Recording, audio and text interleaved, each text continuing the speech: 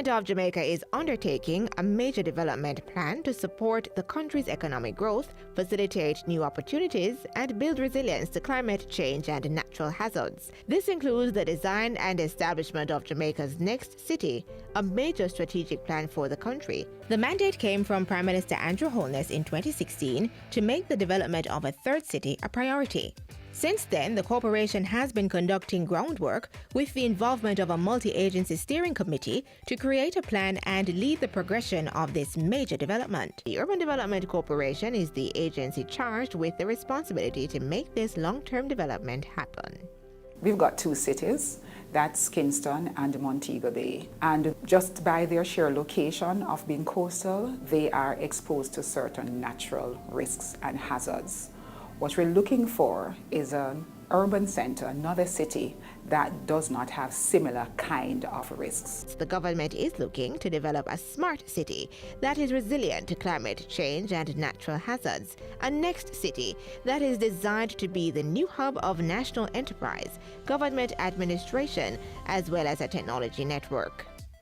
The development of a third city is being envisaged as becoming a location from which planning can start afresh from the ground up. Resilience to climate change will be built in to afford that location the requisite infrastructure to support smart growth and innovation. What we're looking at is a purpose-built city. That is, we're identifying a city that is being developed for specific development and investment consideration. And the aim is to look at smart growth technologies, to look at alternate energy, and overall natural resource management, to look at climate resilience, and to look at sustainable urban governance. The multi-agency steering committee is chaired by UDC Board Director Omar Azan.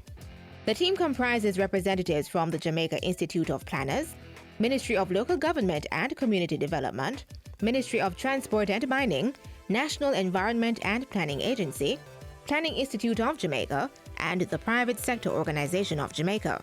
The UDC is spearheading the process.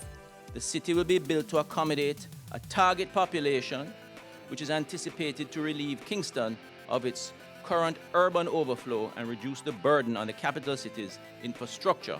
In the third quarter of 2017, the corporation hosted a third city planning workshop, fulfilling another important step towards the goal. Participants were drawn from multiple sectors, including regulatory agencies, private sector entities, academic institutions, and technical bodies within the design and construction industry.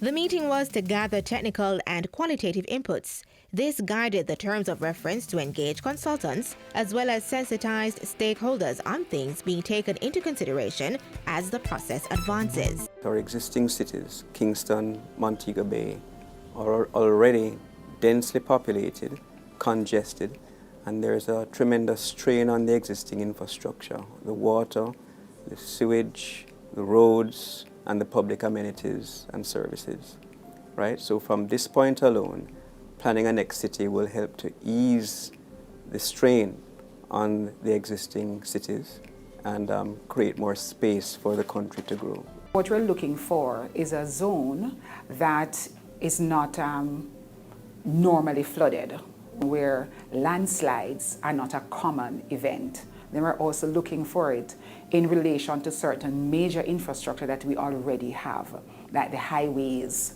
and major roads that connect towns. So some of those are the criteria we look for.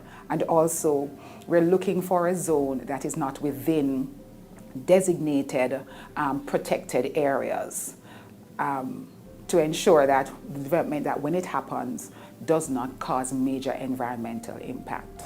The third city project has 3 phases. The first is site selection, which will last for 3 months.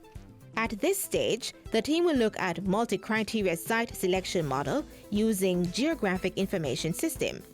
Pre-horizon scanning and foresighting will also be done. Phase 2 involves strategic urban master planning and will look at sustainable urban operations and management of the city. This is expected to last 12 to 18 months. And the third phase is strategic implementation. Phase 1 has 2 components. It's called Phase 1A, multi-criteria site suitability model, and Phase 1B, the horizon scan and foresighting. Phase 1A is 100% complete, and Phase 1B, we're about 15% complete. The second phase is called master planning. Phase 3 is the implementation. On the Phase 1A, we utilize spatial data from various government agencies to best guide us in determining which location in Jamaica will be best suited for this city. Phase 1B involves looking at the global economy and to see what is the best fit for this new city and how we can seek to engage from now those businesses to be a part of the city. When Phase 1B is complete, then both phases A and B will determine the site for the next city. Phase 2 involves taking the site, basically looking at all aspects, looking at what type of infrastructure, whether it is roadways, whether it's rail, whether it's anything that will be required to meet the needs of the future. Phase 3 will bring the next city into life. In this phase, we'll see the rollout of the infrastructure, the roads, the economic activity, the residential communities, and everything that will make the city the place that we want it to be. So far, the team has completed the site selection methodology and pre-horizon scanning and foresighting. Requests for submissions to undertake the various consultations were subsequently sent out for awarding in 2018. Visioning means imagining the audacious. Those that have gone before are now depending on you to stand in the future and to create an audacious third city. Place to live, raise families, do business.